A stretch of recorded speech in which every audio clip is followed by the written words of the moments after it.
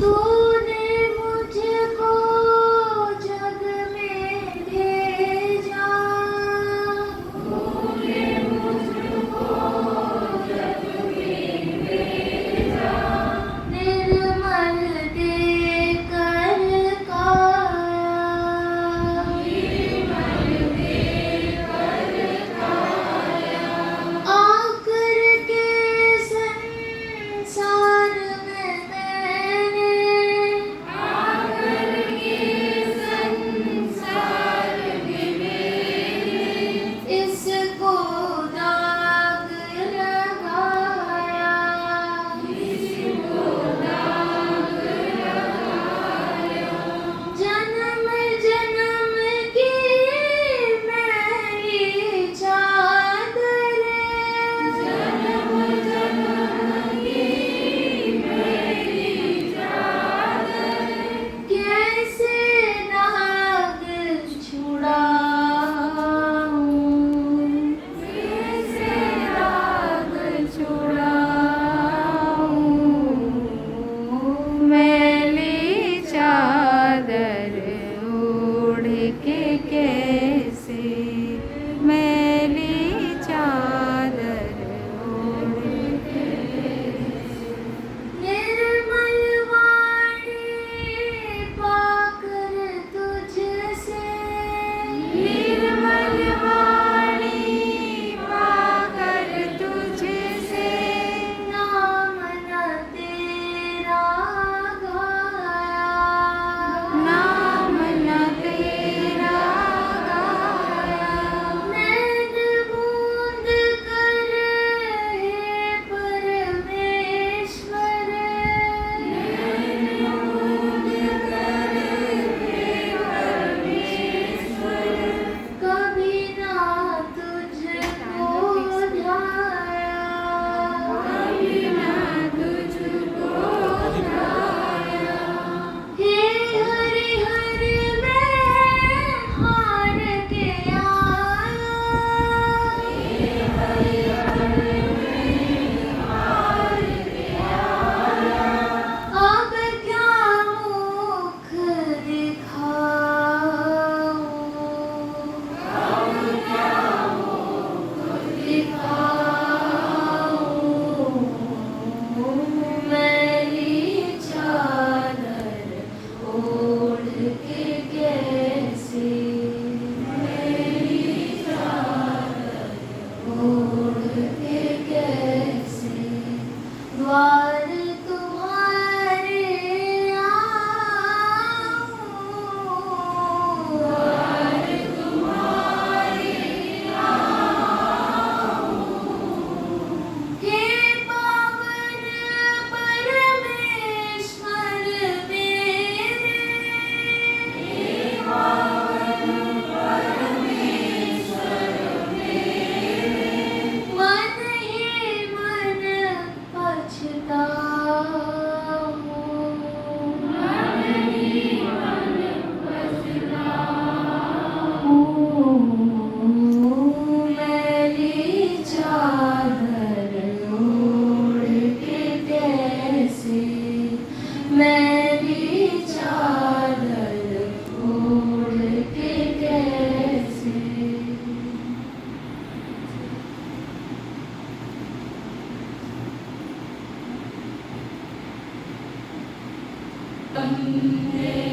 आत्मा राम में मन रमा,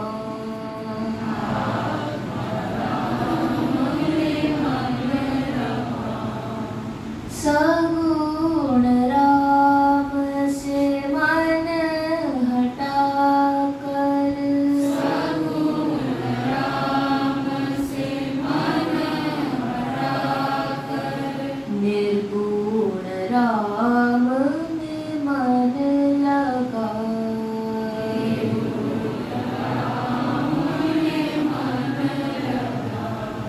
नींद से अब जाग बंदे, नींद से अब जाग बंदे, आत्मा राम में मन रमा।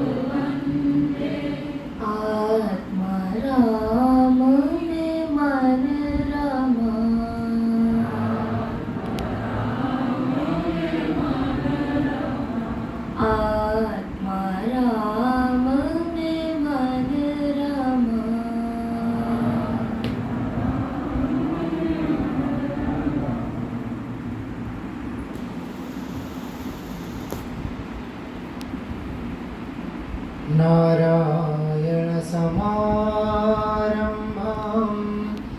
शङ्कराचार्यमध्यमाम् अस्मदाचार्यपर्यन्तां वन्दे गुरुपरम्परां वन्दे गुरुपरम्परां।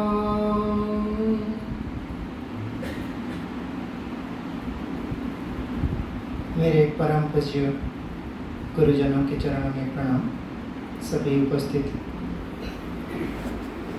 सत्संग प्रेमी साधकों के चरणों में प्रणाम। सौभाग्य है अपना कि अनंत जन्म पुण्य के बल से हमें सद्गुरु मिले हैं। उनसे प्रेरित होकर हम इस मार्ग पर आए हैं और उससे भी बढ़कर सौभाग्य है कि महान विभूति, दो महान विभूतियों के मध्य में हम अपने को पा रहे हैं। उनके आशीष हम प्राप्त कर रहे हैं। उनके आशीर्वचन से हम अपने आप को कृतार्थ करें। महाराष्ट्र के बीड जिला, उसमें अंबाजोगाई से 20-25 किलोमीटर दूर लाड़ेबड़ गांव एक जगह है जहाँ पे वेदांत साधना स्थली गुरुकुल, पुरातन भारतीय परंपरा में जो गुरुकुल है उसमें अध्ययनरत विद्यार्थी पुरातन भारतीय परंपरा में ही अध्ययन करते हैं। उस गुरुकुल के प्रमुख आचार्य परम पूज्य श्री स्वामी भारतानंद गिरी जी महाराज, जो मेरे भी आचार्य हैं, वे उपस्थित हुए हैं हमारे बीच में और उनका अभिवादन करते हैं और उनसे आशीर्वचन की मांग करते हैं और हमें आशीर्वचन से कृतार्थ करें।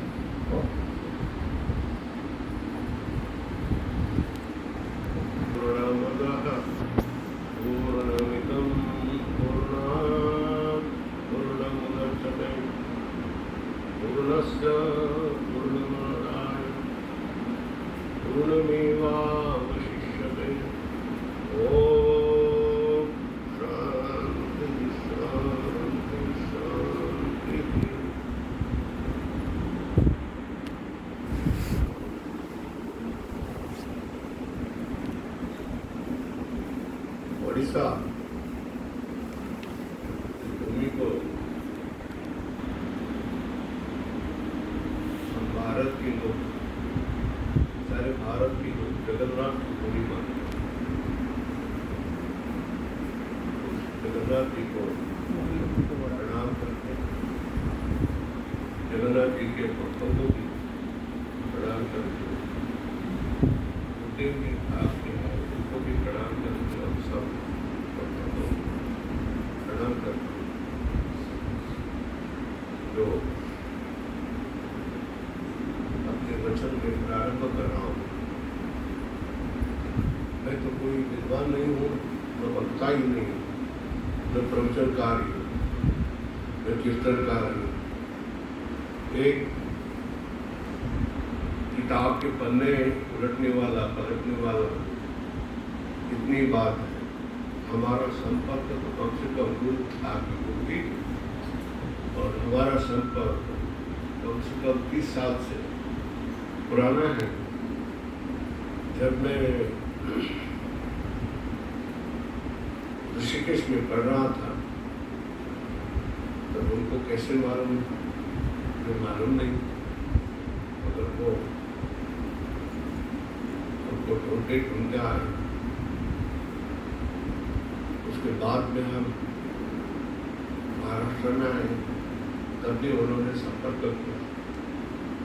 उनकी हमारे अकारण कृपा रही, हम तो उनकी सेवा भी कर नहीं पाए, न ज़्यादा कुछ बात भी नहीं कर पाए, मगर जैसे पूर्व जन्म का कोई योग हो, वैसा ही हमारा ये योग है। और महाराष्ट्र में जब आए तो उन्होंने हमको, मैं बनाया था तो उन्होंने सब तरह की मदद हमें की है, सहायता किया है, और अकारण ही हमारे मददगार और सहायकर्ता रह गए। वो अपनी परिधि में अपने प्रकार से सत्संग करते रहे, मैं मेरी परिधि में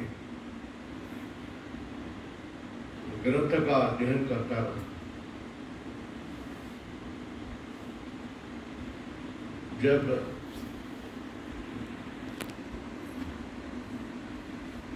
क्या नाम है,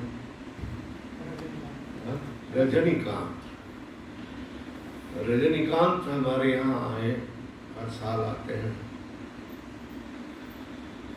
और उन्होंने मुझे गुरु जी का फोटो दिखा दिया सत्य स्थिति का, तो हमारा मन बहुत हिल गया। वैसे तो महाराज जी बहुत दिनों से बोलते थे कि उधर भी आ जाओ, उधर भी आ जाओ। रजनीकांत भी बोलता था कि उधर भी आ जाओ, उधर भी आ जाओ। फिर हुआ नहीं, योग बना नहीं।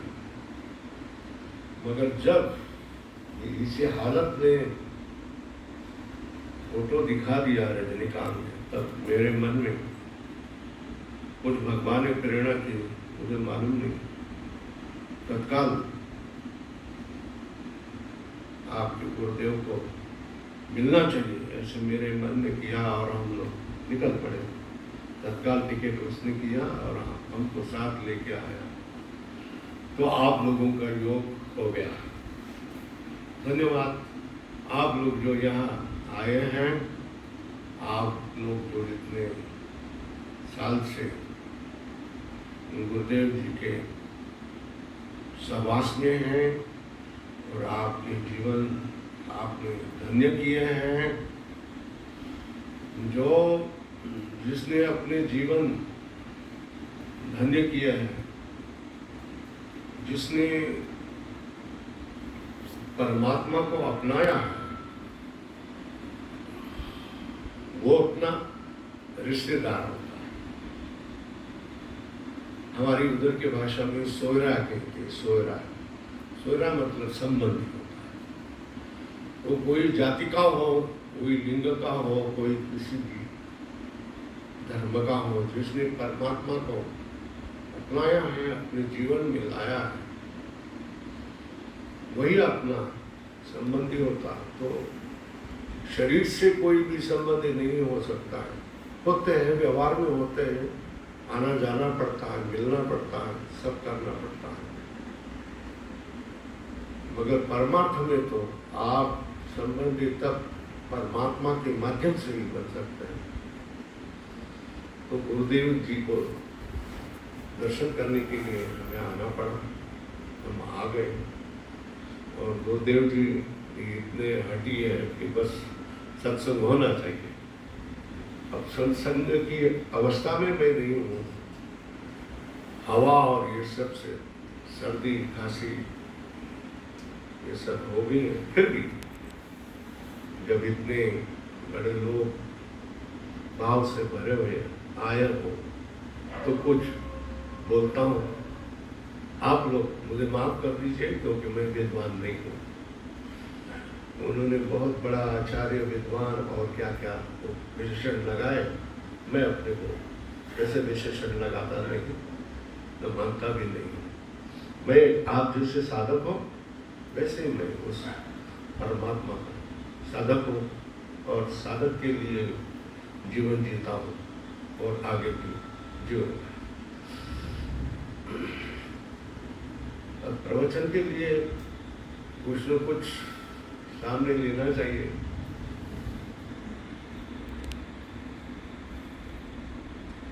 अच्छा, एक बात कर देता हूँ।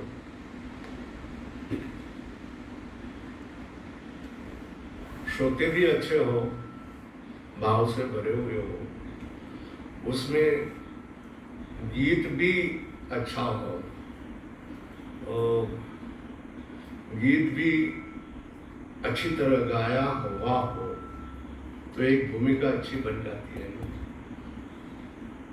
तो गीत गाने वालों के लिए भी मेरे आभार, जिन्होंने भूमिका बनाई। तो सामने एक कोई श्लोक रखना चाहिए तो रख देता हूँ, मगर मैं वैसा ही बोलूँगा जैसा आ जाए, भगवान जैसी प्रेरणा देगा वैसा मैं बोल दूंगा। अद्वेष्टा सर्वभूतानां मैत्रः करुण एव च निर्ममः निर्मोहा निरंकार समः सुख दुख समः दुख सुख क्षमी।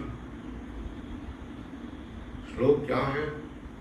अद्वेष्टा सर्वभूतानां मैत्रः करुण एव च निर्मोह निरंकार सम दुख सुख और क्षम। ये विशेषण बताए हुए हैं कि श्री कृष्ण ने बताया है अद्वेष्टा सर्वभूतानां, किसी भी भूत का द्वेष न करे, किसी भी कारण से किसी भी भूत का किसी भी प्राणी का द्वेष न करे। मैत्र करुण एव च, सबके साथ सबका मित्र बने और उसके मन में करुणा के भाव हो, कारुण्य हो। निर्ममो निरंकार, जिसके मन में कोई ममता नहीं हो, किसी को वो ये मेरा ऐसा नहीं मान रहा है। सम दुख सुख, दुख में और सुख में समान रहने वाला हो और क्षमी हो, मतलब सब जगत को उदारता से क्षमा करें। किसी ने अपराध किया हुआ हो तो उसके लिए वो क्षमा करते जाए। ये लक्षण बताए हैं, ये लक्षण साधक के भी हैं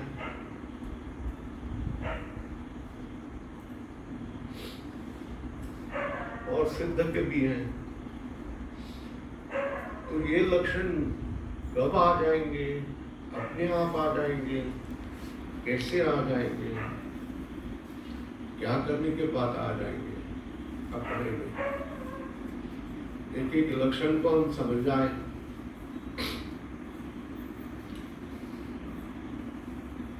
अद्वेष्टा मतलब द्वेष नहीं करना चाहिए, मगर ऐसा कहने का कारण क्या है? क्योंकि हम रोजमर्रा जीवन में द्वेष करते हैं, रोज हम द्वेष करते हैं। उस द्वेष के परिणाम भी भुगते हैं, द्वेष के परिणाम भी हमको भुगतने पड़ते हैं। श्री कृष्ण ने साधक के लिए कहा है, इस द्वेष से तुम परे हो जाओ। एक एक विशेषण के लिए एक एक कथा कही जा सकती है, जो अपने अनुभव है वो उसमें बता सकते हैं। अद्वेष्टा सर्वभूतानां मैत्रः करुण एव च। मैत्र का अर्थ है मित्र बन जाओ। मित्र बन जाओ, इसका अर्थ क्या है कि हम मित्र नहीं होते, इसलिए कहा है कि मित्र बन जाओ, सबके मित्र बन जाओ, सब अपने मित्र है ऐसे। और कहा है करुण एव च।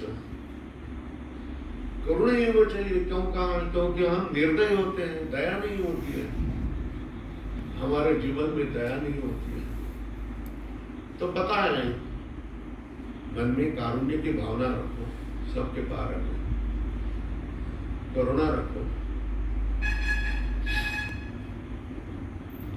हम में ममता रहती है, इसके बारे में ममता रहती है जो अपने शरीर से जुड़ा हुआ हो, उसके बारे में ममता। मम उसका भाव है ममता। मम मतलब संस्कृत शब्द है मेरा, ये मेरा है।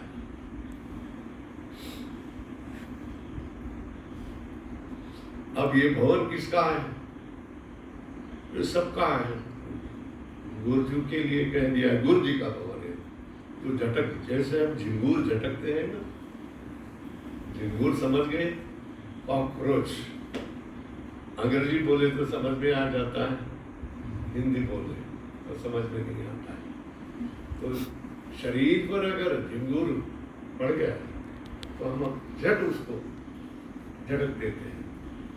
उसी तरह गुरु जी को कहा कि ये भवन आपका है, तो बोलेंगे कि ये मेरा नहीं है।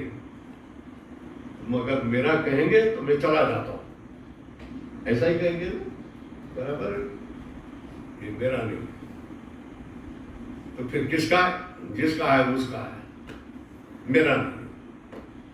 इसको कहते हैं निर्ममता। कितने बनाए, कितना किया, कितनों को सत्संग किया, कोई अपना नहीं, अपना किसी को माना नहीं। न बहन को बहन माना, न भाई को भाई माना, न माँ को माँ माना, बाप को बाप नहीं माना। अब आप पूछेंगे कि ये बात अच्छी है क्या? बाप को बाप नहीं मानना, माँ को माँ नहीं मानना, बहन को बहन नहीं मानना, भाई को भाई नहीं मानना, पुत्र को पुत्र नहीं मानना, ये बात अच्छी है क्या? तो अब संसारी लोग बोलेंगे कि ये अच्छी नहीं है। मगर परमार्थ में जब आ जाते हैं तब सारी की सारी संज्ञाएं, मतलब सारे के सारे नाम बदल जाते हैं।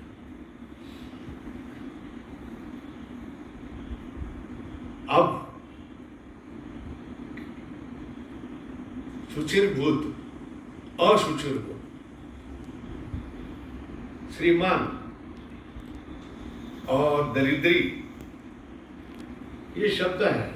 तो ये शब्द परमार्थ में उनका अर्थ अलग होता है। जैसे मैं बोलूं कि श्रीमंत कौन है? श्रीमंत कौन है? आप भी बोलेंगे, गाने गाएंगे, श्रीमंत वही है जो भगवान को लगा, जो श्रीमंतों का भी श्रीमंत है, वैभववान है, परम वैभववान है। उसके पैर को जिसने जिसको अपनाए हैं वो श्रीमान है। और कृपण कौन है? दुर्दैवी कौन है? गरीब कौन है? जो परमात्मा से विमुख हो गया है, वो क्या है? दुर्बल है, दीन है, हीन है, तुच्छा है, ऐसे हम बात है।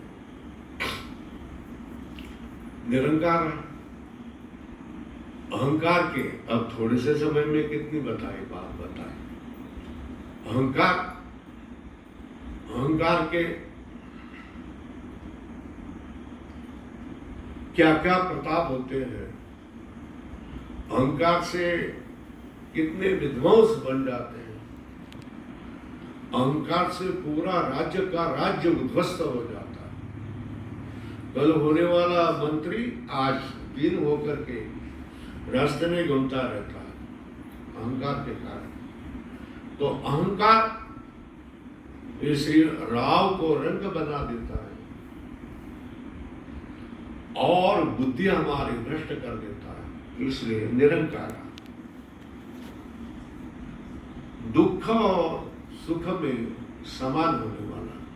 दुख और सुख में समानता कैसी होगी? दुख दुख है और सुख सुख है। जब अनुकूल कुछ बात हुई तो सुख होता है, जब प्रतिकूल कुछ बात हो गई तो दुख हो गया। अच्छा, ये अनुकूलता, मेरी भाषा समझ में आ रही है नहीं आ रही है? हाँ? हाँ? ओडिशा प्रदेश को हिंदी का परिचय है ना या नहीं है?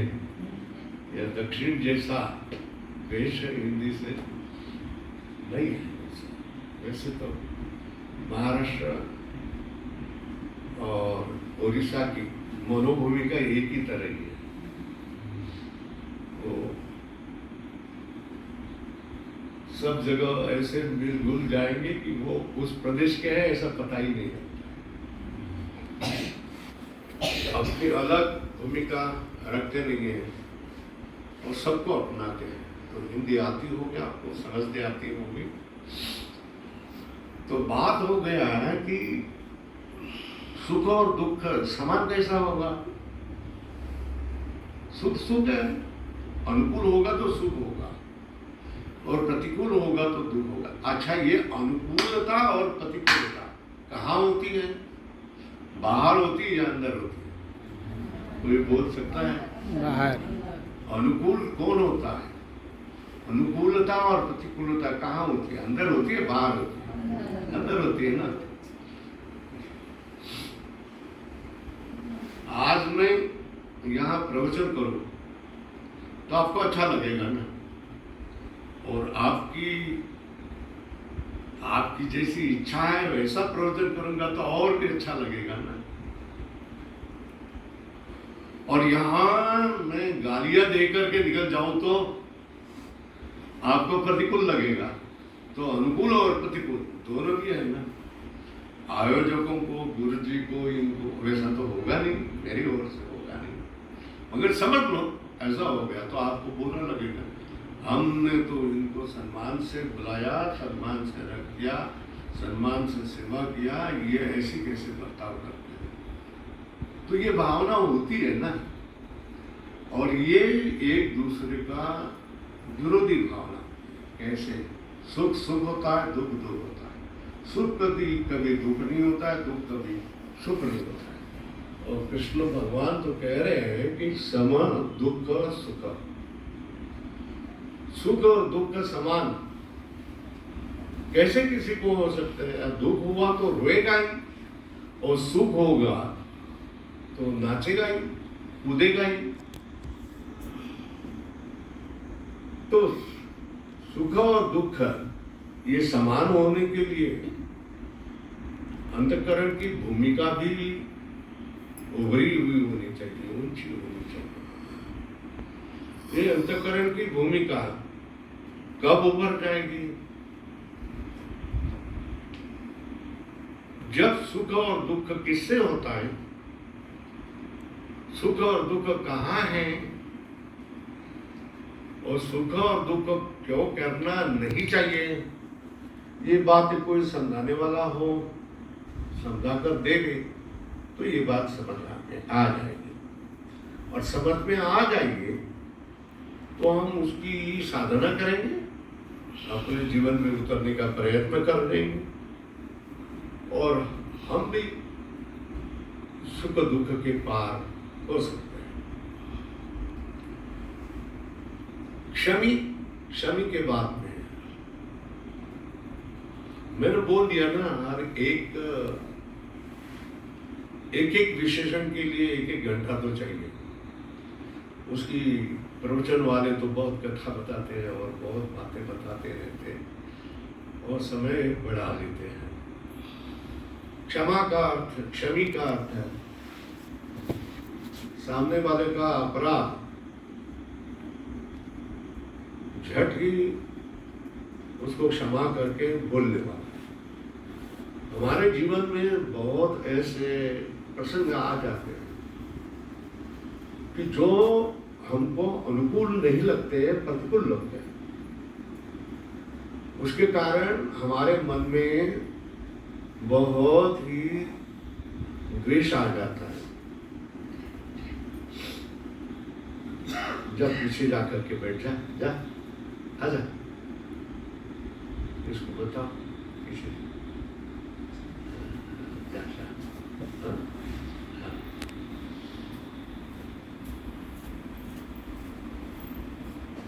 यह द्वेष जो है वो ऊपर बैठा। हाँ।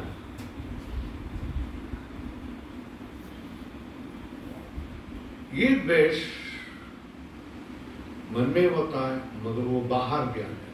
मारो, गोली मारो, चाकू मारो, और इसके परिणाम बहुत भयंकर हो जाते हैं। वो हर एक को मालूम है। अगर अखबार आप पढ़े तो अखबार वाले को जो खबरें मिल जाती हैं यह हम लोगों के अहंकार के कारण। किसी ने भोग दिया, किसी ने मार दिया, किसी ने गला घोटा, किसी ने और कुछ कर दिया,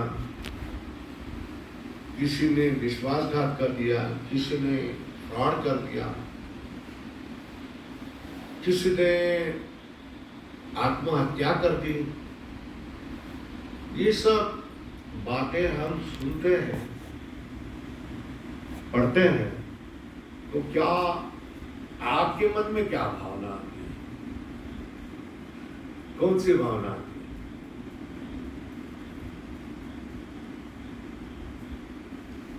बोलेंगे नहीं।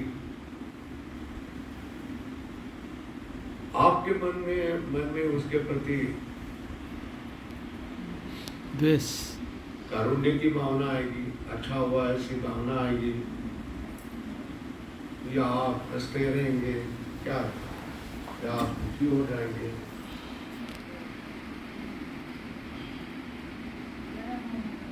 हाँ? तुम्हारी दया से क्या हो? जो घटने वाला तो घट गया।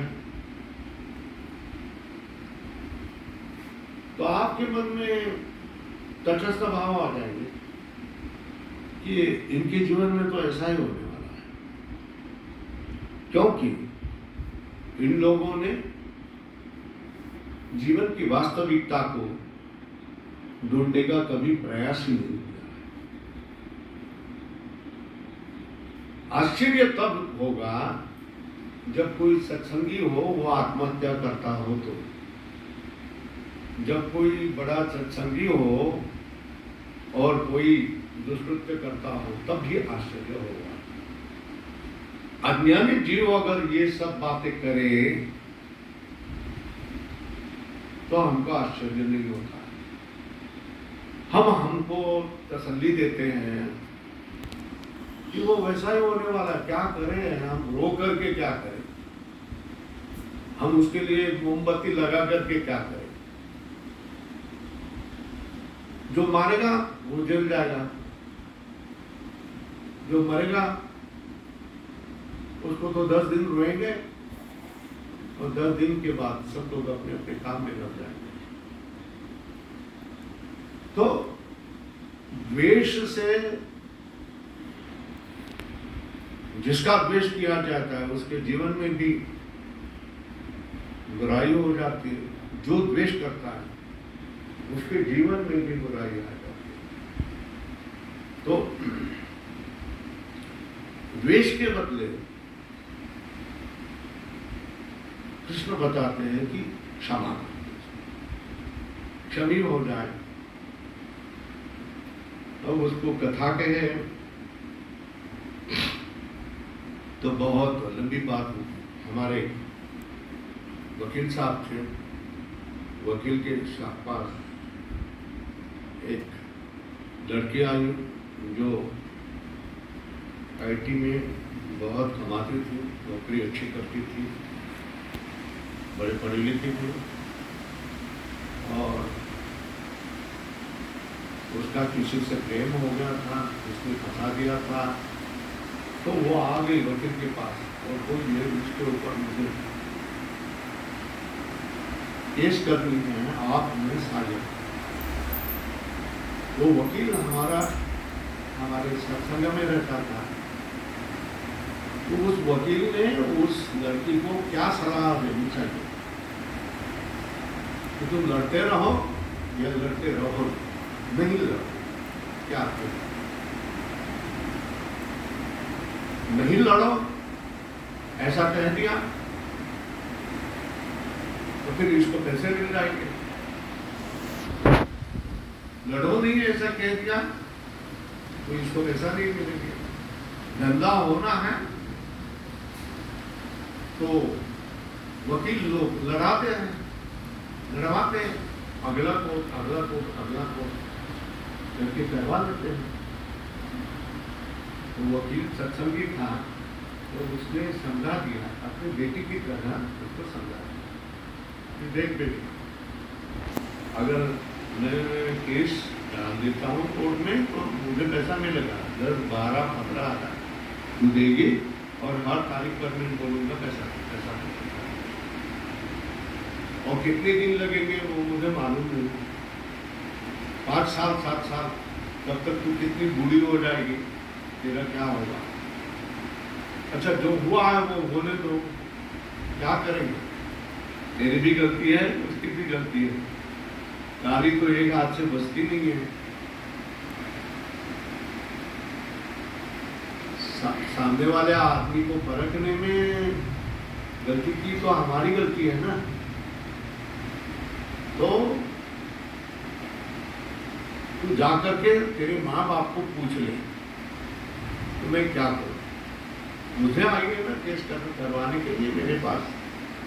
मैं तो कह रहा हूं कि तुझे केस नहीं करना चाहिए, उसको क्षमा कर दो और जाने दो उसको, और तू तेरा जिंदगी अच्छी तरह बना लो। बात माँ बाप को पूछ लिया कि वकील साहब मुझे ऐसा सलाह दे, नहीं केस करो। तो माँ बाप बोले कि तुझे वकील नहीं है, वो वकील नहीं है, वो भगवान है। तू जा पहले उसके पैर छू ले और जो वो जैसे बताएं वैसा कर।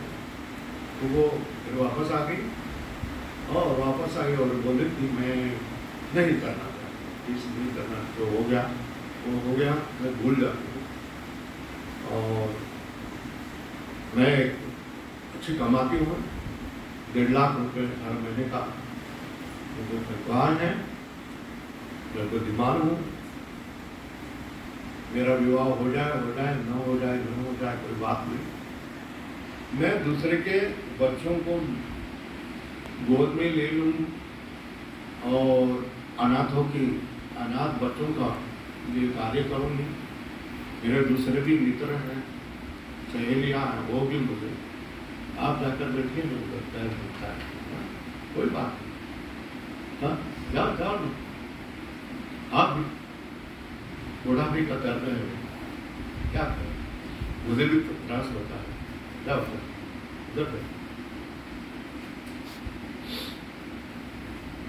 हाँ, उस गद्दी पर बैठो, वो जो दूसरे बैठे हैं ना, तो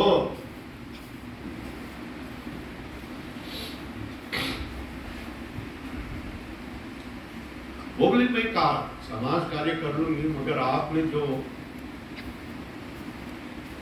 सलाह दे दी है मैं आपके धन्यवाद मानता हूँ, आपके आभार मानता हूँ। ये कहा वास्तव की कहानी है जिसमें वो बहुत बड़े दुर्भाग्य से बच गई। वो भी किसके लिए, क्यों बच गई? अब इसमें कोई मतभेद आ जाते हैं, जब उसने फंसाया ही है तो उसके ऊपर क्यों केस नहीं करनी चाहिए, लड़ना चाहिए था, आगे तक लड़ना चाहिए था। ऐसे कहने वाले भी लोग मिलेंगे, आप में से भी कोई लोग मिलेंगे। बात ऐसी है कि जो कुछ हुआ वो दोनों तरफ से हुआ ना, और इसमें जितने जिम्मेदार वो हैं वैसे आप भी हैं ना। तो जो हो गया सो हो गया, आगे की जिंदगी जो है वो हमारी अच्छी कैसी हो जाए वो हमको देखना चाहिए। तो उसने मान लिया, उसने पैर छुए और मैं समाज सेवा कर दूंगी, अच्छे काम कर दूंगी। ये प्रसंग है मेरे जीवन में हुआ ही नहीं, ऐसा मैं मान लूंगी। और उसने 5,000 रुपये लेकर के उसको दे दिया कि आपने ये अच्छी सलाह दे दी करके आप ले लीजिए। मैं आपका धन्यवाद मानती हूँ कि आपने मुझे भविष्य के बारे में सारा जो खराबी होने वाली थी उसे बचा दिया है और मेरा जीवन अच्छा बना दिया है। ये क्या है? संतुष्ट समा दुख सुख क्षमी की बात है। क्षमा ऐसी घटनाएं खूब होती है और हम पढ़ लेते हैं तो किसी का प्रेम भंग हो गया तो आत्महत्या करने वाले लोग होते हैं। किसी का प्रेम भंग हुआ तो प्रियकर या प्रेयसी का खून करने वाले लोग होते हैं। कितनी बातें होती है, बहुत बुरा लगता है। और हमको हम तटस्थता से उसको देखते हैं। ये जो माया बाजार है, ये प्रकृति है। ये प्रकृति के खेल में कितने लोग रो रहे हैं करके हम लोग हंसते हैं, हमको हंसी आ जाती है और भगवान के प्रति और गुरुदेव के प्रति आभार भी आ, क्योंकि हमको तो इस माया बाजार से तूने छुड़ा दिया। हम ऐसे फंसेंगे नहीं। अच्छा, आपके संत कौन है? उड़ीसा के गोविंद जी है, श्रीधर जी है, कौन है? श्रीधर स्वामी। उड़ीसा के लिए कोई बोलने वाला संत नहीं है क्या?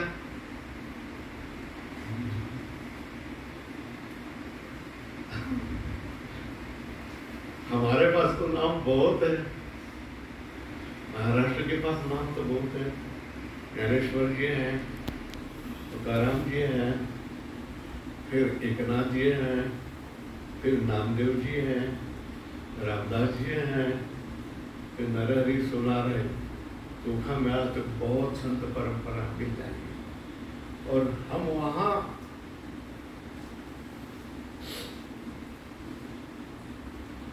संत वचन के दाखिले प्रमाण हर समय देते रहते हैं।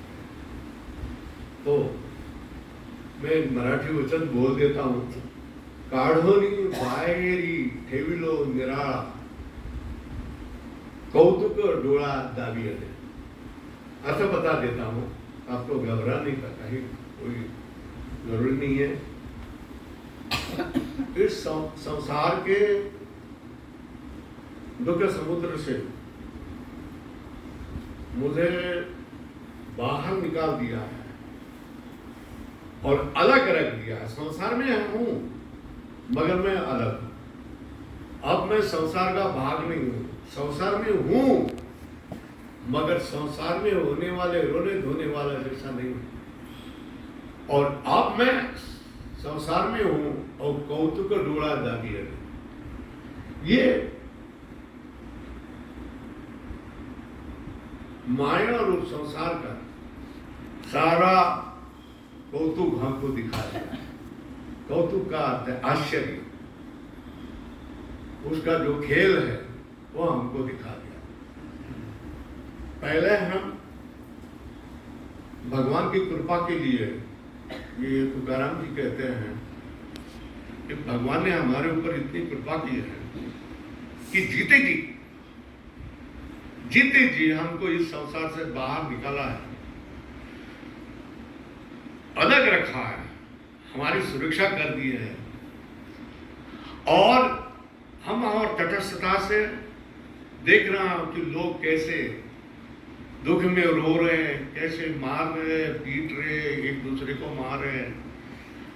ये उन सब लोगों का क्या है? पागलपन है। ये पागलपन, माया में होने वाला पागलपन हम देख रहे हैं। काढोनी बाहेरी केवलो निराळा, इस संसार के माया जाल से हम लोग गुरुदेव के लिए यही वचन कह सकते हैं कि हमको माया बाजार से बाहर निकाल दिया, अलग रख दिया है। और इस जगत देखो, देख लो, पढ़ लो, कौतुक देख लिए, दिखा दे रहे हैं गुरुदेव। तो बात इस संसार में अब कितना भी हम ज्ञान करेंगे, ज्ञानारूढ़ हो जाएंगे, तो फिर संसार चला जाएगा कि नहीं चला जाएगा? संसार का हम पूरा नाश करने का सामर्थ्य हमारे में है या नहीं? कैसा, क्या बात है? अच्छा चलो यहां से शुरू कर देंगे कि आप लोग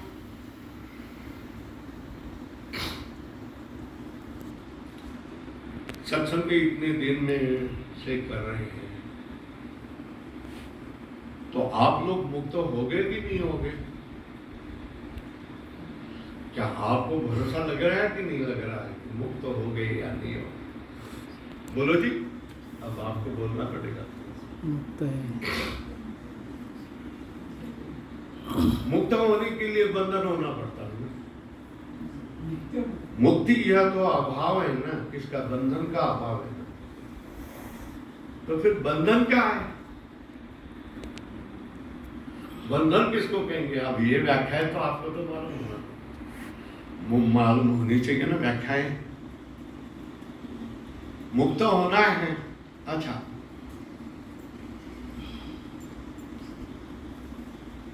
हम जो मनुष्य योनि में आए हैं उसका प्रयोजन क्या है?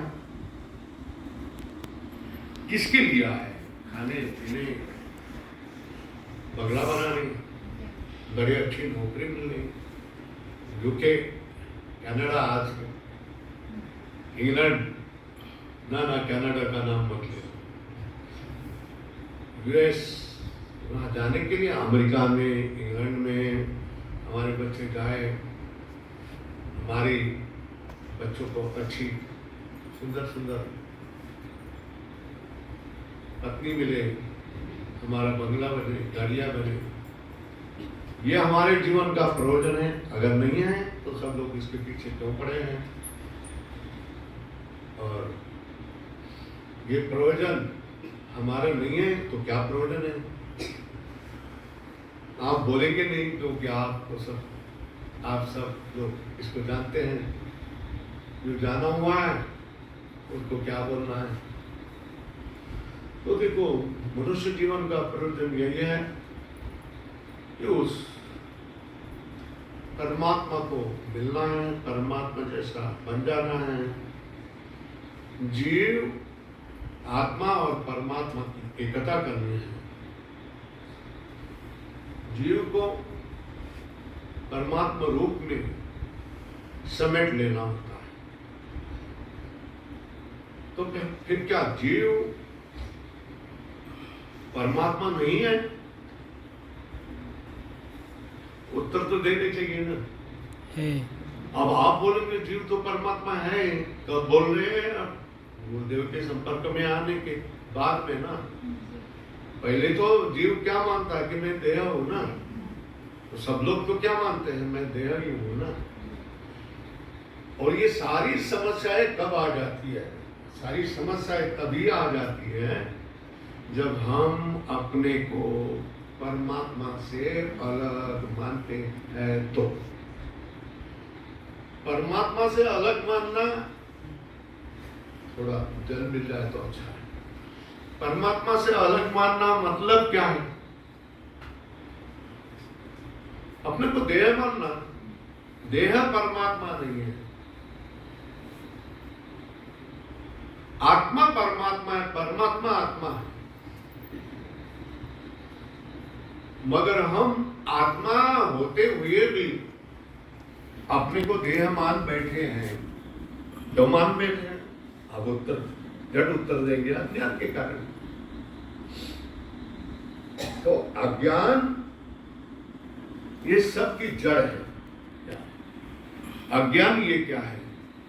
सबकी जड़ है, सब दुखों की, सब दर्द की। अज्ञान यही जड़ है। अज्ञान के कारण ही मृत्यु है।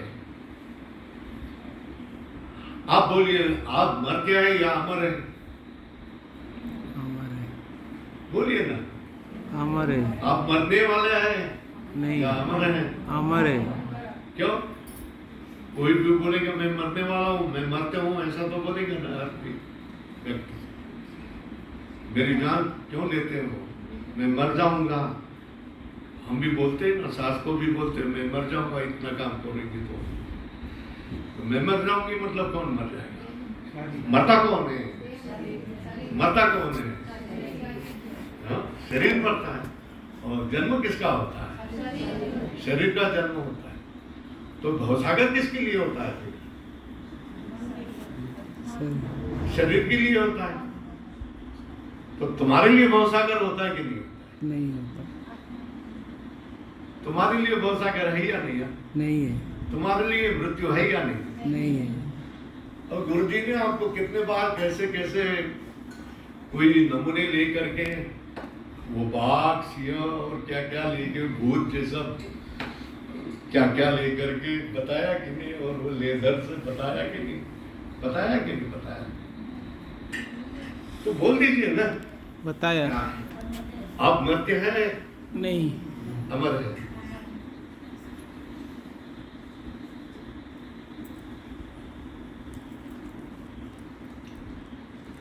अमर किसने बनाया?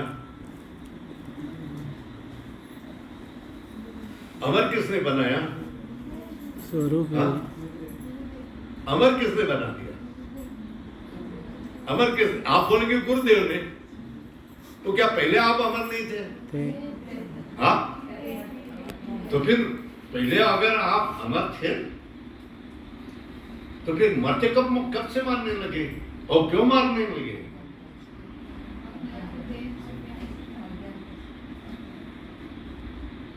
गुरुदेव ने क्या किया? पहले आप अमर थे, अभी अमर हो गए, ऐसी बात है? तो फिर क्या बात है? पहले ही अमर थे, बीच में भी अमर थे, अभी भी, भविष्य में भी अमर रहेंगे। आत्मा का मरण होता है कि नहीं होता है? आत्मा का कभी मरण नहीं होता है। तो सारी समस्याएं क्यों आ जाती हैं? अपने को जो हम नहीं है वो मानना और जो है वो न मानना, इसके कारण ही सारी आपत्तियां है ना। तो देखो, वेदांत आसान है या जटिल है? आसान है। हाँ? आसान है। क्यों? वेदांत आसान कैसा है?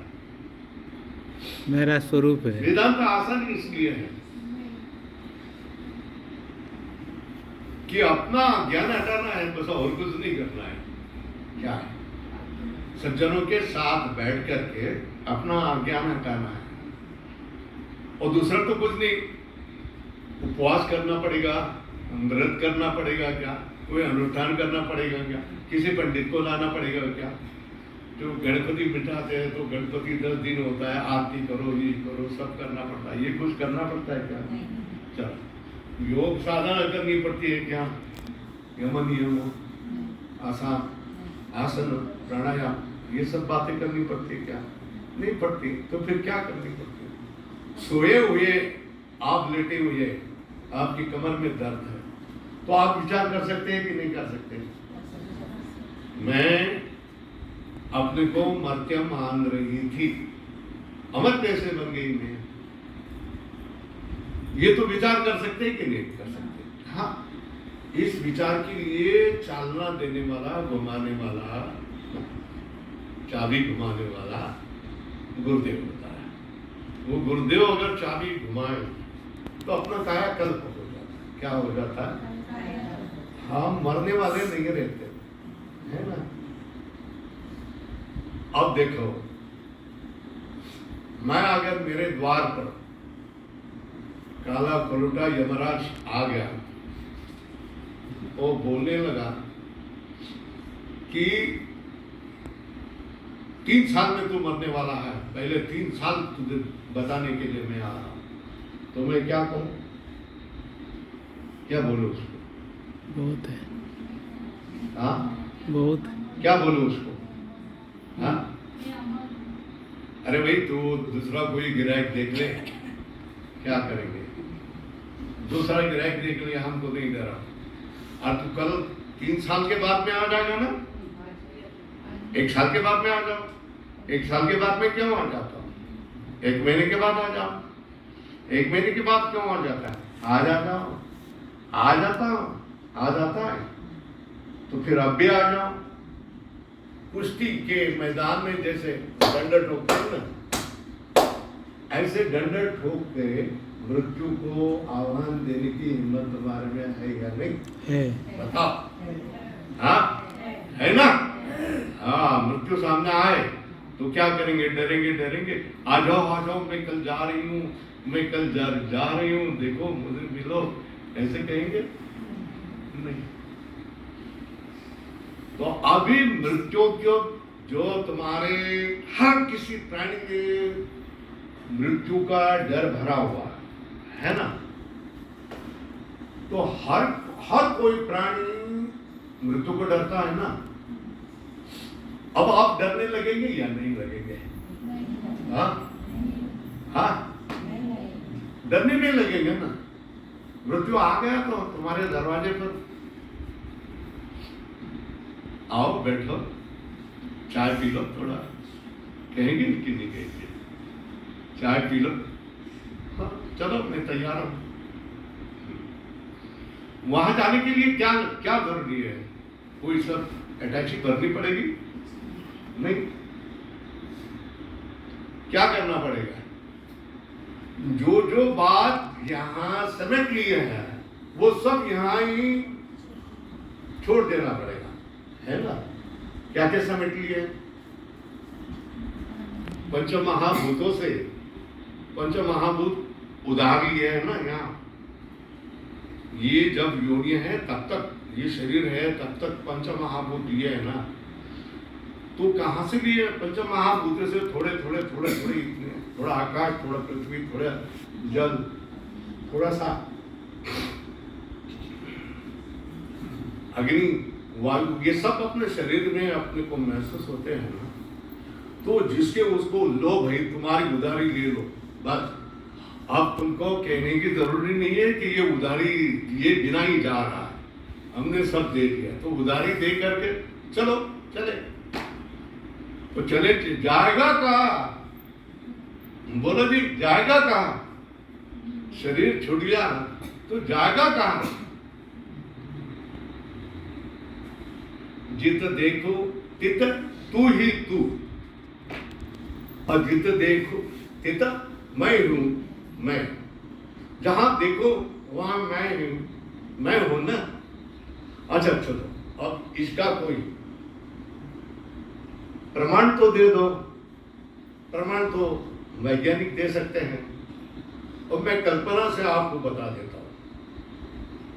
आप यहां भुवनेश्वर में हैं, अब आप कलकत्ता जाएंगे, भुवनेश्वर में भी फ्लाइट होगी, मगर कलकत्ता दूर हो गए रेल से। कलकत्ता से फ्लाइट में बैठ गए और न्यूयॉर्क चले गए। कितने दूर हो गए? बहुत दूर हो गए ना। न्यूयॉर्क जाके वहां रॉकेट में बैठ गए। अब रॉकेट में बैठ गए तो यहाँ से भुवनेश्वर से कितने दूर हो गए? बहुत दूर हो गए ना। अब तुम्हारी पृथ्वी थी ना, वो इतनी बड़ी दिखाई दे रही थी। कितनी दिखाई दे रही? पढ़ने वाले लोगों को ये मेरी बात समझ में आता है। पृथ्वी इतनी बड़ी थी और सूरज की आग तो बहुत ही बड़ी थी। अब दूर दूर भाग रहे हैं रॉकेट से। अब पृथ्वी कितनी हो जाएगी? पहले इतनी होगी, इतनी इतनी इतनी इतनी इतनी इतनी, खत्म हो गई। सूरज भी इतना इतना इतना होकर के, उसका तेज भी बहुत मंदा होकर के कहाँ गुम हो गया पता नहीं लग जाएगा। बराबर। अब जो जिसके ऊपर हम रहते थे वो पृथ्वी कैसी होगी? नगण्य। क्या होगी? तो मेरे शब्द समझ में आ रहे? नगण्य, जिसकी गिनती होती है उसको गण्य कहा जाता है, जिसकी गिनती नहीं होती है उसको नगण्य कहा जाता है। अब आप यहाँ इसमें देखेंगे ना, इस परिधि में तो बहुत जीव जंतु है। वो जो सूक्ष्म दर्शक यंत्र में देख लेंगे तो बहुत मिल जाएंगे, मगर वो उनका एक सूक्ष्म विश्व होता है। ये बड़ा विश्व जो है, ये बड़ा विश्व भी क्या हो जाता है, नगण्य हो जाता है। अब सूरज भी चला गया, सूरज भी टिमटिमाता एक तारा बन गया।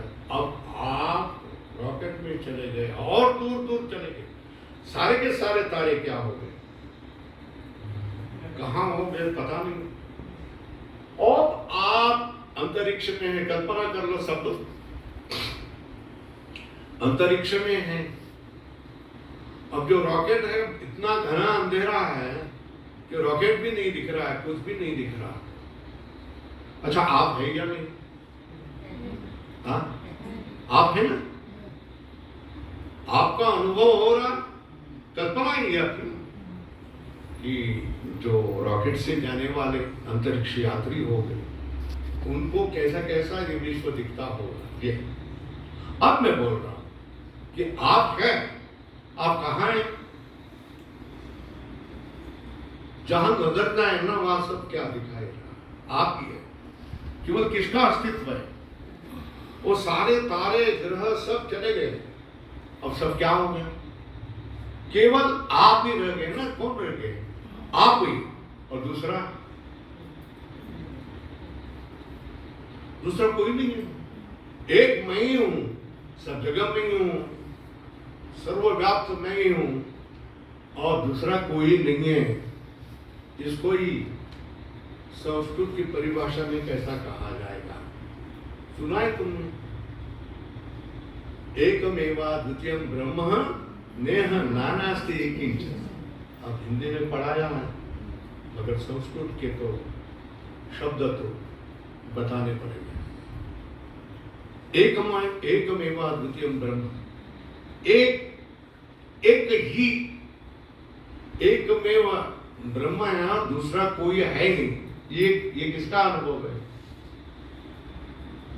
ये किसका अनुभव है जी? ये अपना अनुभव है। ये किसका अनुभव? अब रॉकेट से अंतरिक्ष में घर लगा, घुमा दे, रॉकेट से अंतरिक्ष में चले जाएंगे तो प्रत्यक्ष प्रमाण से अपना अनुभव सिद्ध हो जाता है ना।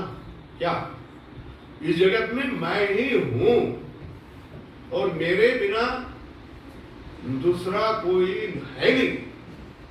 ये जो अनुभव है, ये दूसरा किसी का अनुभव नहीं है, ये अपना अनुभव। किसका अनुभव है? और इसको किसने सिद्ध किया है? विज्ञान ने सिद्ध किया। किस आप जो कंप्यूटर देखते हैं ना, एक ही क्लिक किया तो सारा नाच गाना शुरू हो जाता है ना, दिशा दिशा दिशा दिशा दिशा दिशा शुरू हो जाता है। आप भी थिरकने लग जाते हैं ना, और दूसरी फिर क्लिक किया तो सारा बंद। तो ये माया जाल है, ये कौन सिद्ध कर रहा है? कंप्यूटर। आज का जो कंप्यूटर तंत्र ज्ञान है वो सीख रहा है ना, सब माया है। ये कौन सिद्ध कर रहा है? तो विज्ञान आपके उपयोगी है या नहीं है? विज्ञान किसको सिद्ध कर रहा है? विज्ञान किसको सिद्ध कर रहा है? विज्ञान ब्रह्म को ही सिद्ध कर रहा है, विज्ञान माया को भी सिद्ध कर रहा है। आइंस्टाइन ने कहा है कि हमने सारे दुनिया के कोने कोने में ढूंढ लिया, मगर हमें कभी ईश्वर जैसा कोई प्राणी या कुछ कोई नहीं दिखाई दिया। बराबर है? प्रश्न क्या है, उसको उत्तर क्या देंगे? ईश्वर है या नहीं? मगर आप हैं ऐसा बोलने से काम नहीं बनेगा ना। आइंस्टाइन कहा कि कोने कोने में ढूंढ लिया, कहां ईश्वर मिला नहीं। आइंस्टाइन ईश्वर को ढूंढ रहा था या ब्रह्मांड के पदार्थ ढूंढ रहा था, ब्रह्मांड के पदार्थ ढूंढ रहा था ना, उसका कोई ईश्वर को ढूंढना यह प्रयोजन नहीं था। ब्रह्मांड को ढूंढते ढूंढते उसको ईश्वर नहीं मिला, है ना। तो जो जिसको ढूंढेगा वो उसको मिलेगा ना, ढूंढेगा तो पाएगा ना। तो जो आप ईश्वर को ढूंढने निकले तो आपको ईश्वर मिलेगा। आइंस्टाइन को ईश्वर को ढूंढना ही नहीं था, जगत के पदार्थ को ढूंढना था, तो उसको जगत के पदार्थ मिल गए और ढूंढने वाले को ईश्वर भी मिल जाता है। अच्छा, आप मुझे बताओ, ईश्वर का पता बता दो, ईश्वर कहाँ है, बता देंगे? ईश्वर का कोई फोन नंबर बता दो। अच्छा, आप इतने पढ़े हैं तो हमको बता दो कि ईश्वर आपके आसपास में है या नहीं? हाँ? ऊपर, नीचे, पास में, इधर, सामने, आगे, कैसा क्या अनुभव आपको हुआ? या गुरु जी कहते हैं इसलिए आप कह रहे हो, या आपका स्वयं का अनुभव?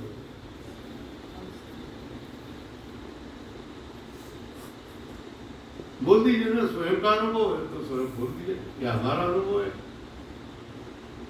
या हमारा अनुभव है, बोल दीजिए। यह अनुभव होना चाहिए, ईश्वर चारों ओर है। अच्छा, ईश्वर को कैसा जाने? ईश्वर किस रूप में है? आपने क्या बोल दिया था? दृश्य में है नहीं, वो दृष्टा बन करके देख लो, ऐसा कुछ है। दृश्य में है नहीं, तो दृश्य में है कौन? बताना पड़ेगा ना। जगत। दृश्य में कोई है नहीं वो, ऐसा आप कह रहे हो, तो दृश्य में कौन है? जगत। वो दृश्य में नहीं हो है, ऐसा कहने से कैसा बनेगा? दृश्य को सत्ता किससे मिली? अब ये पदार्थ है ना, इसमें है या नहीं? है। ये दृश्य है ना, है या नहीं? ये रुमाल है, इसमें है या नहीं? अब मैं आपको बता देता हूं कि ये है ना, आप ये है बोल रहे हो ना, है, इसको मैं जला दी तो नहीं है हो गया, क्या हो गया? नहीं है हो गया ना, तो है नहीं है, जो है ये सत्ता है, और नहीं है वो। जब है कह दिए तो आप किसको अंगीकार कर रहे हैं, किसको स्वीकार कर रहे हैं? है ऐसा कह रहे हैं तो आप उस प्रभु सत्ता को ही स्वीकार करें। उस प्रभु सत्ता के नाम अलग हो सकते हैं, मगर उस प्रभु सत्ता को आप स्वीकार कर रहे हैं। किससे? कौन से शब्द से? है, अस्तित्व। क्या है? अस्तित्व, सत्ता, ये ईश्वर का नाम है। अस्ति, भाति, बराबर है? तो है, भाति मतलब ज्ञान हो रहा है, और ये मुझे प्रिय है। प्रिय मतलब इससे मुझे आनंद हो रहा है। तो अस्ति, भाति, प्रिय जो सब में है ना, और ये किसका लक्षण है? अस्ति, भाति, प्रिय, ये उसका लक्षण है। और नाम रूप, इसका जो ये रूप है दिखाई, ये किसका है? ये माया का। नाम और रूप किसका है? माया का। अस्ति, भाति, प्रिय किसका है? उसका। तो उसमें दृश्य में वो परमात्मा है या नहीं? दृश्य में अगर वो नहीं होगा, दृश्य में वो नहीं होगा तो उसकी कोई सत्ता नहीं होगी। मैंने बोल दिया, इसको जला दिया तो वो चला गया, नहीं है। अब कितनी देर चलाना है आप देख लो। हाँ, मैं तो बोलता चला गया। तो जिसमें सत्ता है, अब ये माटी है बोले ना, अब इसका घट बना दिया, अब माटी है या नहीं है? नहीं है। नहीं है, है घट है। है अब घट फोड़ दिया तो क्या ठिकरिया, घट नहीं है, ठिकरिया में चला। अब ठिकरिया का चूर्ण कर दिया तो क्या हो गया, माटी चूर्ण हो गया, चूर्ण है, ठिकरिया नहीं है। तो सत्ता माटी है ना, सत्ता को तो है आप कह रहे हो ना। तो जब उसमें सत्ता नहीं होगा तो वो वस्तु नहीं के बराबर हो जाती, किसके बराबर। और सत्ता तो सब में है ना, सत्ता किसी को तुम अलग नहीं करके दिखा सकते, सत्ता तो सब में है। और जिसमें सत्ता नहीं है वो नहीं है, ये समझ में। सत्ता के कारण ही हर किसी को महत्व आ जाता है, उसको नाम रूप भी मिल जाता है। सत्ता नहीं होगा तो उसका नाम रूप भी समाप्त हो जाता है। अब ईश्वर को समझने का इससे दूसरा कौन सा तरीका है, बताओ। कि जिसमें सत्ता है वही ईश्वर है, तो इसमें ईश्वर है, सब में ईश्वर है, दृश्य में भी ईश्वर है। दृष्टा तो बात वाली बात है ना, दृश्य को विचार से नाम रूप को अलग कर दिया, फिर ये दृश्य मेरे जैसा है बन, मैं यही है सत्ता, मैं भी सत्ता हूं, ये भी सत्ता, सब सत्ता है, सब सत्ता रूप। तो परमेश्वर का अस्तित्व सिद्ध हो जाता है। किसके लिए, जिनको श्रद्धा है उनको परमेश्वर का अस्तित्व सिद्ध हो जाता है, उनके लिए कहां जाने की जरूरत नहीं। परमात्मा है या नहीं, ये प्रश्न किसी ने पूछा तो आप क्या उत्तर देंगे, उससे बात करेंगे या नहीं करेंगे। आप जान लो कि वो अंधश्रद्धा वाला है, नास्तिक है व्यक्ति, तो उससे बात करेंगे या नहीं करेंगे। परमात्मा है या नहीं, ऐसा प्रश्न पूछा, उसका नाम कुछ भी, ब्रह्म दे दो, दूसरा कुछ भी नाम दे दो, कुछ भी, वो है या नहीं। ऐसा अगर आपको प्रश्न पूछा किसी ने तो आप उत्तर क्या देंगे।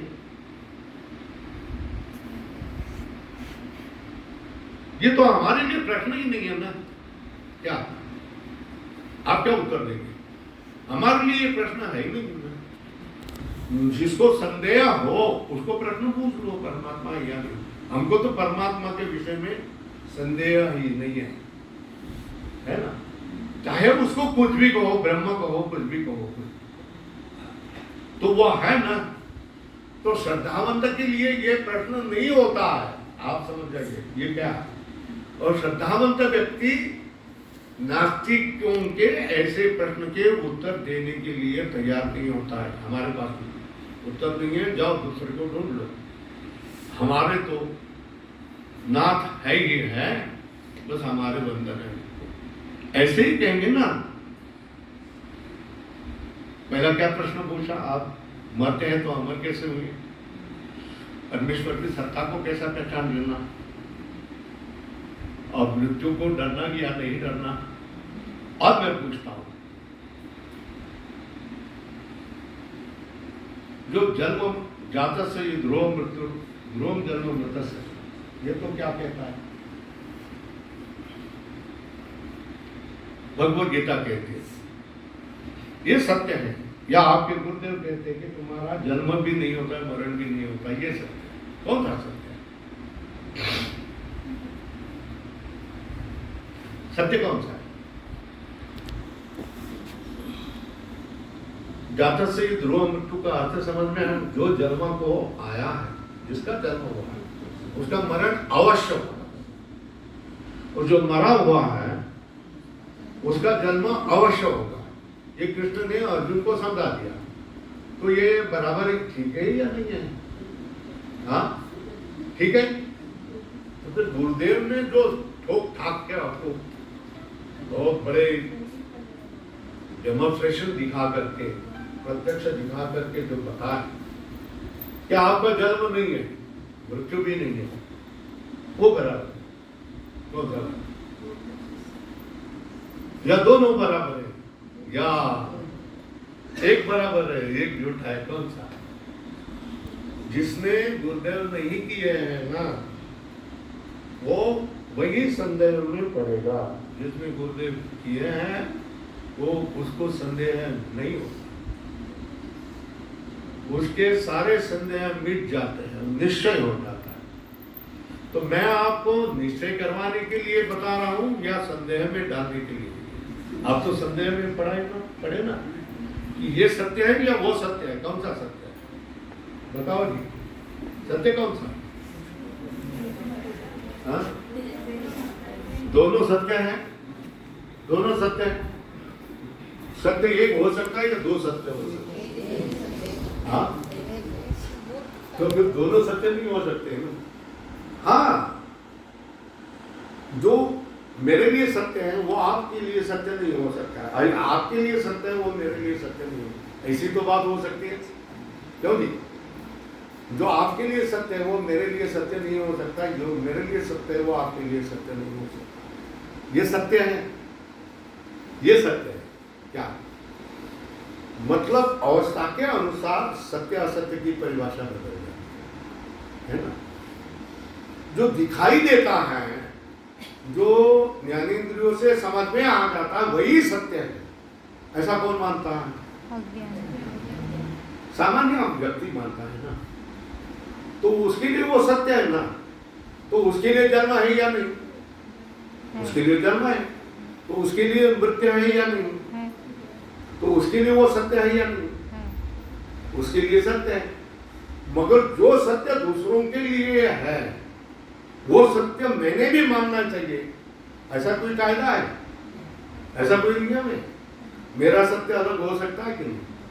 ये सत्य सत्य के ही झगड़े हैं ना, धर्म धर्म के झगड़े किसके लिए? ऐसे लिए है। तो हमारे गुरुदेव कहते हैं कि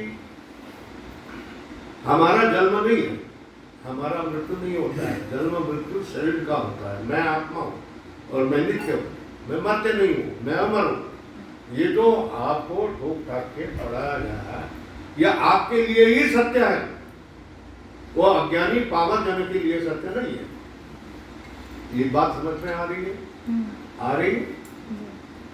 अच्छा, जो अंधश्रद्धा निर्मूलन वाले नास्तिक लोग जो कहते हैं, क्या कहते हैं कि जो जन्म मरण, हाँ, इसका मतलब है समाप्त करना।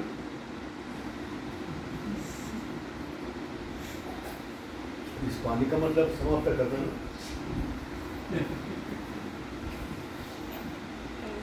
नास्तिक लोग कहते हैं कि साधु संत ये झूठ है, स्वर्ग नरक झूठ है, फिर 84 लाख योनि में जन्म होता है, ये झूठ है, और भवसागर है, ये झूठ है। और हम लोग क्या कहते हैं? हम लोग क्या कहते हैं? पंडित लोग कहते हैं ना कि जन्म होता है, मरण होता है। श्री कृष्ण भी कह रहे हैं कि जन्म होता है, मरण होता है, 84 लाख योनि में जीव चले जाता है। तो 84 लाख योनियों से जीव चला जाता है, ये सत्य है या असत्य है? भवसागर है या नहीं है ये सत्य है या नहीं है ये सत्य है? क्या? देखो भाई, ये भूमिका पर निरूढ़ है ना, जिस भूमिका पर आरूढ़ है उस भूमिका की दृष्टि से वो सत्य या असत्य की परिभाषा होगी। आप अज्ञानी होंगे तो ये सब सत्य है आज के लिए, पंडितों ने बताया है, शास्त्र बताता है। मगर अगर आप ज्ञान की प्राप्ति हुई है, ज्ञान पर आरूढ़ हो गए, तो मेरा जन्म नहीं होता है, कभी जन्म नहीं हुआ है, सृष्टि के पूर्व में भी नहीं हुआ है, मध्य में भी नहीं हुआ, अंत में भी नहीं हुआ। तो फिर ये भवसागर है, उसके बारे में मेरे लिए भवसागर नहीं है। बार बार जन्म मृत्यु होता है, ये मेरे लिए नहीं होता। तो फिर ये क्या है? ये अंधश्रद्धा है। क्या है? अंधी श्रद्धा, ऐसा ही वो कहेंगे ना। मगर ये अंधश्रद्धा भवसागर सागर ही नहीं रह गया। पूरी की पूरी जमीन है, सागर ही नहीं रहा। ये किसने बना दिया? गुरुदेव। इस भूमिका पर आरूढ़ किसने किया? गुरुदेव। नहीं तो हम भी उनकी जैसे ही। गुरुदेव का जो महत्व है वो इसके लिए है। अब हम और एक अंत में प्रश्न पूछना है कि आप मुक्त हो गए या नहीं हो गए? क्या बताएंगे? हाँ, मुक्त हुए नहीं हुए?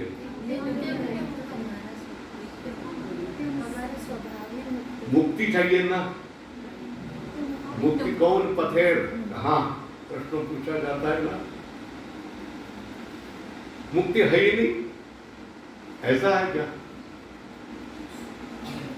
नित्य मुक्त है ऐसा बोलना चाहते हैं? क्या बोलना चाहते हैं? आपने प्रश्न पूछना ऐसा चाहिए था कि हम मुक्त है या नहीं है। ये प्रश्न आप क्यों हमको पूछ रहे हैं, है ना? कि हम मुक्त कभी नहीं थे। क्या प्रश्न उत्तर? क्या प्रश्न पूछना क्या था? एकदम उल्टा। जो पढ़े लिखे हैं उन्होंने पूछना चाहिए कि हम मुक्त कभी नहीं थे। तो पहले भी मुक्त हैं, अभी भी मुक्त हैं, बाद में भी मुक्त हो जाएंगे। हम बंधन में कभी भी नहीं थे। अब जो हमको फिर भी ये सारा संसार हमारे लिए दिखाई देगा या नहीं दिखाई देगा? दिखाई देगा ना। उसका संपूर्ण नाश कर सकते हो कि नहीं कर सकते? नहीं कर सकते हो, बराबर। पानी का अर्थ है बंद करो ना। हाँ हाँ, चालू रखना। तो और दे दो पानी। मगर सब लोगों के घर के काम भी होते हैं ना, मैं बता देता हूँ सारी बात। हमको ज्ञान हुआ तो क्या सारा संसार आंख मूंदने के बाद जैसा अंधेरा हो जाता है वैसा हो जाएगा या नहीं हो जाएगा?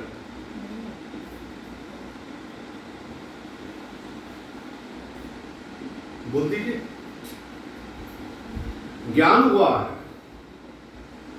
तो ज्ञान की परीक्षा क्या है कि सारा संसार नष्ट हो गया, अब कुछ नहीं दिखने। जब अंतरिक्ष में आपको लेकर गया था तब जैसा दिखाई दे रहा है वैसा दिखाई दे रहा है। ऐसा होगा कैसे?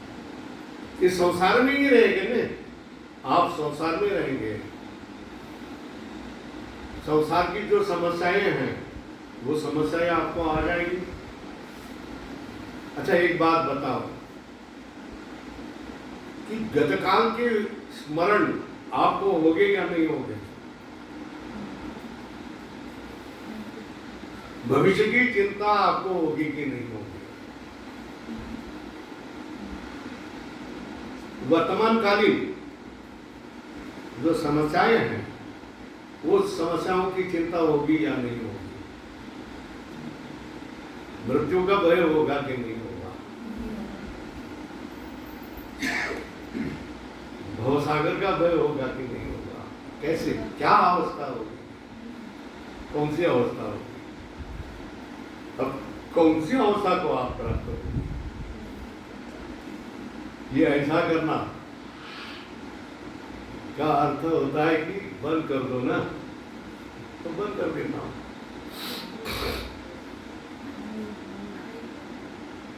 कैसा करेंगे?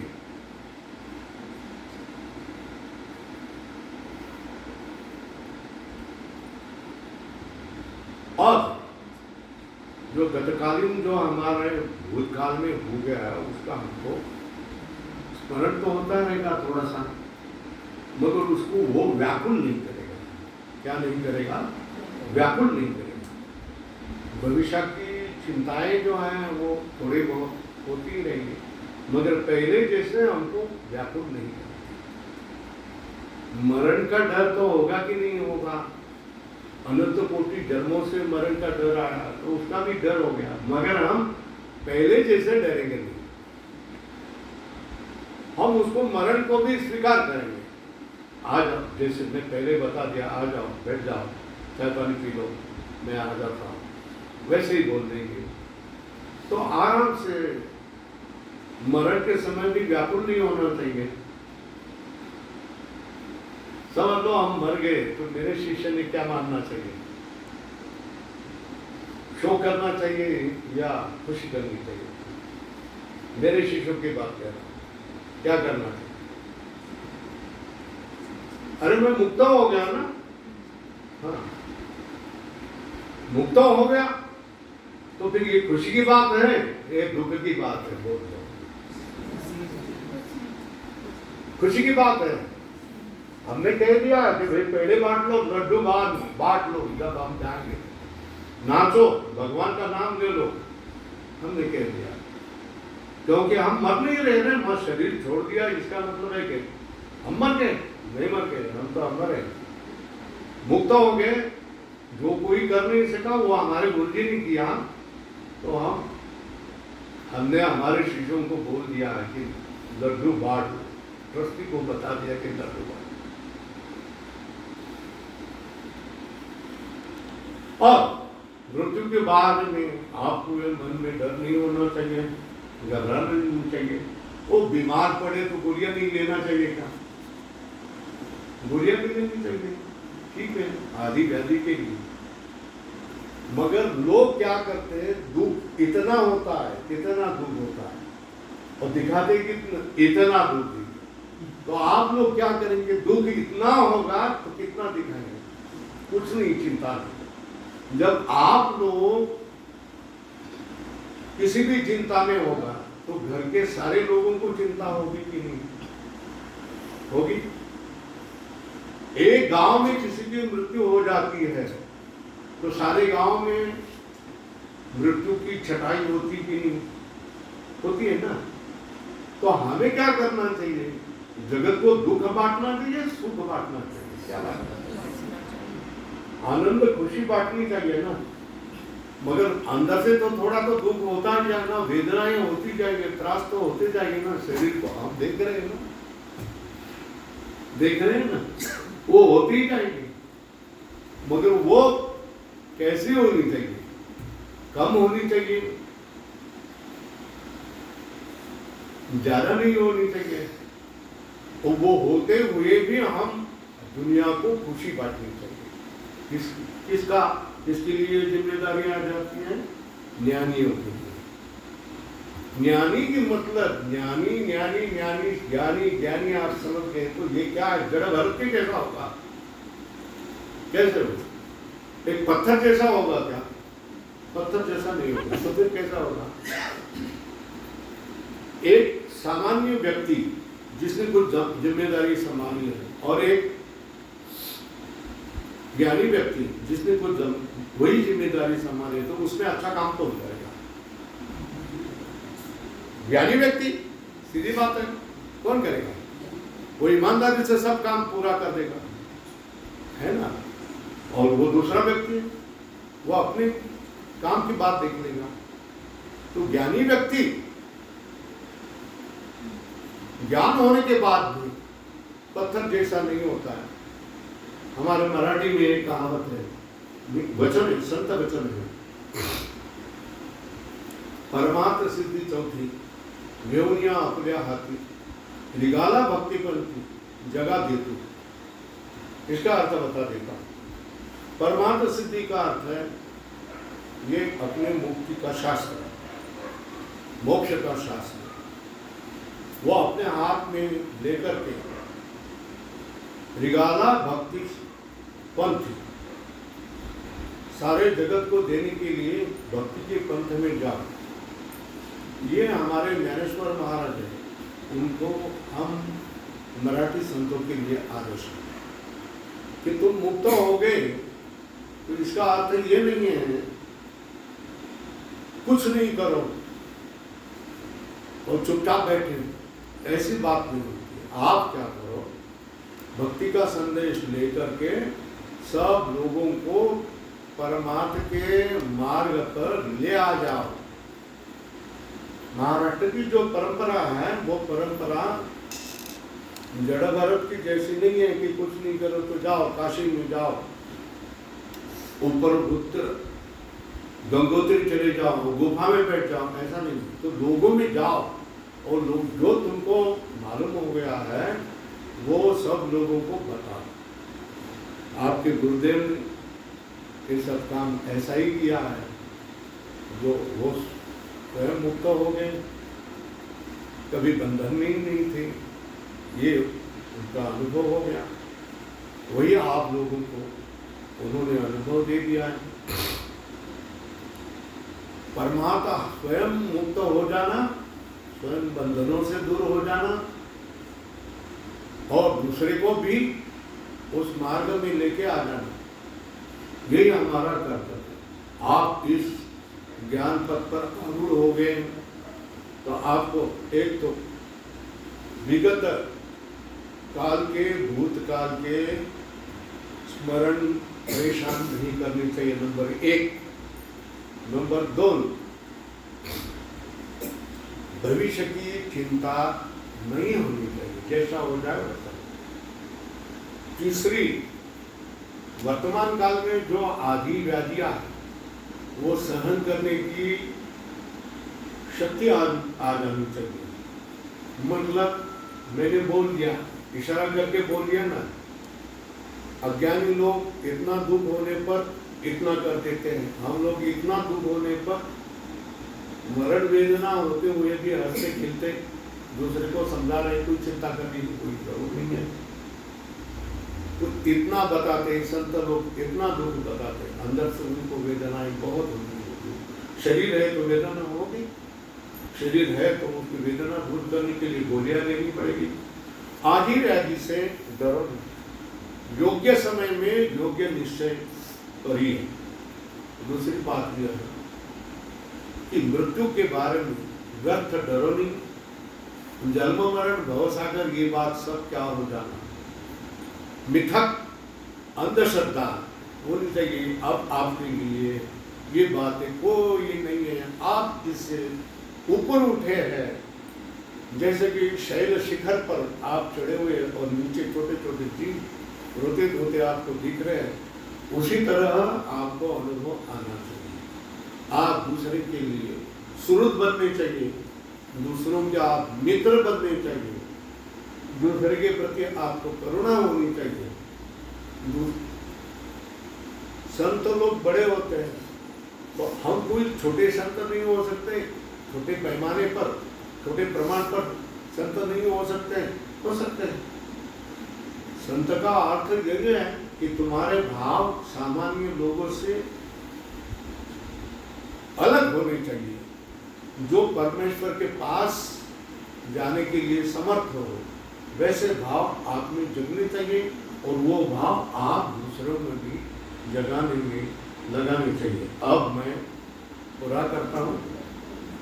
ओम पूर्णमद पूर्णमिदं पूर्णात् पूर्णमुदच्यते पूर्णस्य पूर्णमादाय पूर्णमेवावशिष्यते। ओम शांति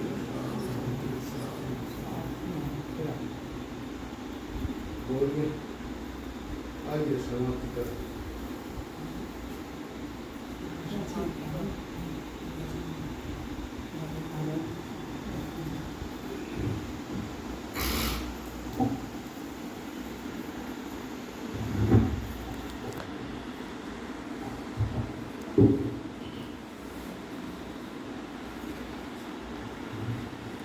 नहीं इतना नहीं करिए महाराज, ऑपरेशन हुआ है, ऑपरेशन हुआ इसलिए